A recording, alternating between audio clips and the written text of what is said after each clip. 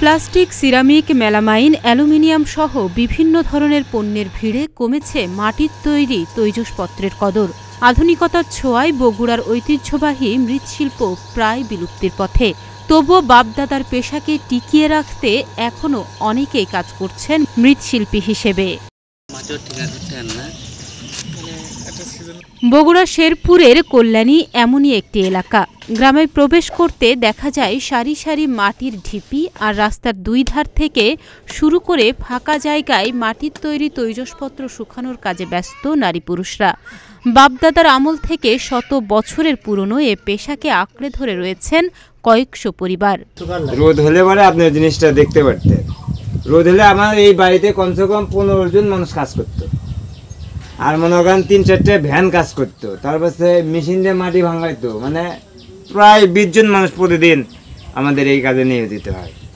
বাড়ির বৃদ্ধ থেকে শুরু করে শিশু কিশোররাও এখন এ কাজের সঙ্গে জড়িত। এছাড়া দইয়ের জন্য বিখ্যাত শহর বগুড়ার বিভিন্ন উপজেলায় বেশ কয়েকটি গ্রামে মৃৎশিল্পীরা দইয়ের পাত্র তৈরি করছেন। জেলার চাহিদা মিটিয়ে এসব বিভিন্ন তৈজসপত্র যাচ্ছে বাইরেও।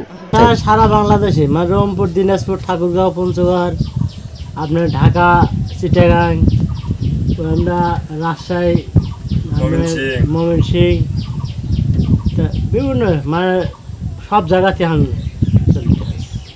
যখন ওয়েদার ঠিক থাকবে সারা বছর চলবে।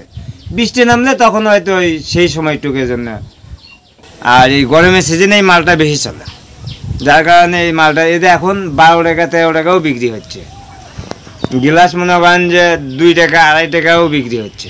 গরমের সিজনে এই মালটা টান আরও বেশি হয়। মাটির যে কোনো পাত্র তৈরিতে প্রথমে প্রস্তুত করতে হয় কাদা। এরপর নির্দিষ্ট পণ্যের জন্য প্রস্তুতকৃত কাদা গোল্লা বা চাকা তৈরি করতে হয়।